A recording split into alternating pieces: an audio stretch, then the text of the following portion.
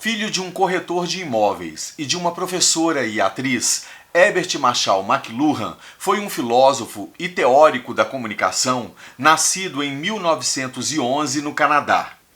Conhecido por suas ideias futuristas, McLuhan vislumbrou a existência da internet quase 30 anos antes dela ser inventada. É sobre as principais ideias deste pensador da comunicação que iremos falar na nossa aula de hoje. Eu sou o professor Gilvan Araújo e você está no canal Fragmentos Teóricos. Solta a vinheta, Ivo! Pioneiro nos estudos culturais, McLuhan se interessava pelas transformações sociais causadas pelos avanços tecnológicos da informática e das telecomunicações. Graduado em artes, depois de concluir o seu mestrado e doutorado em literatura inglesa no Reino Unido, ele voltou a Toronto, no Canadá, em 1944, onde lecionou até 1963, quando radicou-se nos Estados Unidos. Diagnosticado com um tumor benigno no cérebro, McLuhan retornou à Universidade de Toronto em 1968.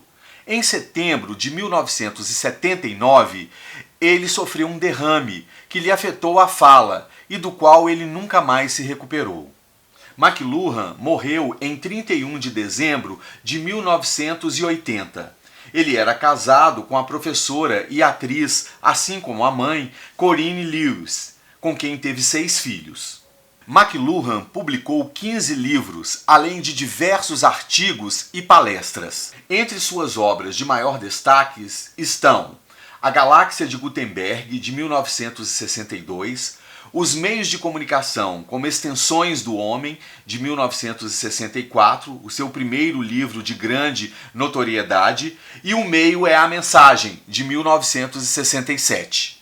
Uma curiosidade, McLuhan era muito amigo do cineasta Woody Allen e fez uma participação em um dos seus filmes, Noivo Neurótico, Noiva Nervosa, de 1977. Em A Galáxia de Gutenberg, de 1962, McLuhan defendia a ideia de que as novas mídias de radiodifusão estavam colocando fim ao livro impresso original e da era baseada na impressão. Segundo McLuhan, os meios de comunicação de massa estavam criando, na verdade, a aldeia global. A aldeia global de McLuhan representa que o progresso tecnológico estava reduzindo todo o planeta à mesma situação que ocorre numa aldeia, ou seja, a possibilidade de se intercomunicar diretamente com qualquer pessoa que nela vive. A aldeia global escolheu a televisão como paradigma desse modelo. Hoje, certamente, McLuhan escolheria a internet. Para o autor, a televisão conectada aos satélites interligaria todo o planeta. É um mundo interconectado através das relações econômicas, políticas e sociais, pelas tecnologias da comunicação e da informação, produzindo uma consciência global interplanetária. A ênfase de McLuhan é na importância da passagem de uma sociedade oral para uma moldada, segundo os padrões de comunicação, pela palavra impressa, e depois para a sociedade contemporânea, cujo ponto focal é a dominância dos meios de comunicação de base eletrônica, como rádio e TV. O sentido de meio deve ser pensado a partir de um conjunto de expressões simbólicas, estéticas, cognitivas e comportamentais que uma linguagem midiática pode gerar ao ser apropriada por um usuário. Em 1964, quando lançou o seu primeiro grande livro de sucesso, Os Meios de Comunicação como Extensões do Homem, McLuhan queria se referir que, para ele, tudo aquilo que serve para vincular o homem ao homem, desde a fala até a TV, passando pelos meios de transporte e moeda, parando longamente na imprensa, são extensões do homem e formam o meio ambiente no qual se move, se projeta e se forma. Em resumo, no livro Os Meios de Comunicação como Extensões do Homem, McLuhan preocupou-se em demonstrar que o meio é um elemento da comunicação importantíssimo e não apenas um canal de passagem ou um veículo de transmissão. Esse foi o ponto que gerou maior controvérsia em sua obra. Afinal, era comum até então estudar os efeitos do meio baseado apenas nos seus conteúdos, sem se atentar para as diferenças específicas de cada suporte midiático, como o jornal, o rádio, a televisão, o cinema, etc. De fato, para McLuhan, os meios de comunicação de massa vinham ampliar o sistema nervoso central individual ou social. Na visão desse pensador, era a criação de um novo meio em si, e não o seu conteúdo, que exercia esse impacto. O desenvolvimento dos jornais deu voz à democracia, mudando para sempre, assim, o papel da monarquia. Mas não só a democracia ganhou voz através dos meios de comunicação de massa. O advento do rádio, por exemplo, proporcionou um palanque para que líderes como Hitler e Stalin falassem diretamente a uma população inteira, o que revolucionou a natureza da liderança política.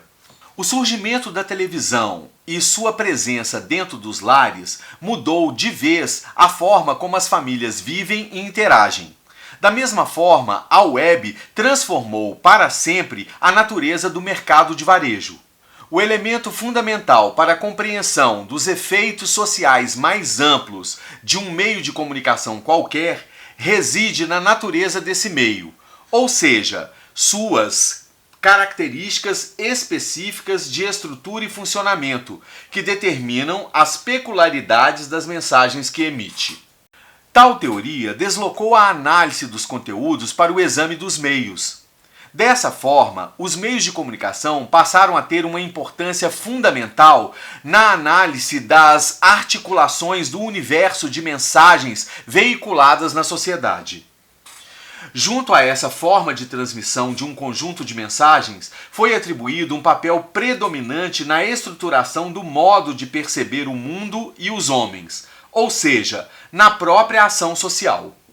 Foi pensando nisso que em 1967 McLuhan lançou o livro O Meio é a Mensagem, onde ele se propõe a analisar e explicar o fenômeno dos meios de comunicação e sua relação com a sociedade.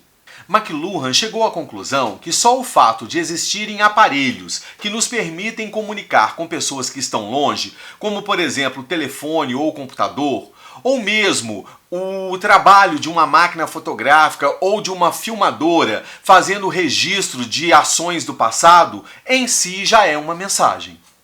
Por isso a expressão "the medium is the message", ou "o meio é a mensagem". A forma como a mensagem é passada, ou seja, o meio, é tão importante quanto a mensagem transmitida por esse meio. Afinal de contas, sem o meio seria impossível transmitir uma mensagem. Temos como um dos exemplos o rádio, que é o meio. A mensagem é a fala, sendo essa também um meio. Todos os meios, quer sejam telemóveis, computadores, escrita ou máquina fotográfica, dentre outros, são extensões do nosso corpo, mente ou sentidos. A fotografia é uma extensão da visão. A música é uma extensão da audição. A roupa é uma extensão da pele. O próprio McLuhan resume o seu pensamento assim: os suportes da comunicação e as tecnologias são determinantes na mensagem. Os conteúdos modificam-se em função dos meios que os veiculam. O meio é a mensagem porque é o meio o que modela e controla a escala e a forma das associações e trabalho humanos.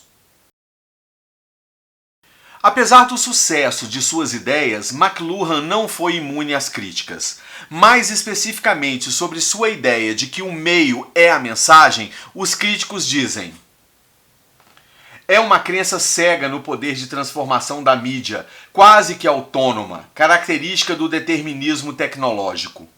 O pensamento de McLuhan servia aos interesses da sociedade americana, desenvolvimento tecnológico. A mídia americana transformou McLuhan em um profeta capaz de prever o futuro da cultura midiática. Ele acreditava que as afetações da mídia são físicas, se esquecendo que as experiências humanas são essenciais nas variáveis sociais, políticas e econômicas na análise da mídia. McLuhan isolou a ideia de humano e meio abstraídos do contexto sócio-histórico. Nem mesmo seu conceito mais famoso, o de aldeia global, escapou aos ataques. O conceito é utópico e irreal, dizem alguns teóricos de peso da globalização, como Zygmunt Bauman, René Dreyfus, Milton Santos e Otávio Yanni, que acreditam que o mundo contemporâneo está longe de ser uma aldeia e muito menos global. O mundo está conectado, mas o que se pensava como modelo de inclusão, na verdade, promove a exclusão de muitos no processo decisório. Para McLuhan, somente quem controla os meios de comunicação pode ter o domínio de seus efeitos. Esse domínio não está no lado dos consumidores das mensagens. Os efeitos de um meio de comunicação são inseparáveis do próprio meio.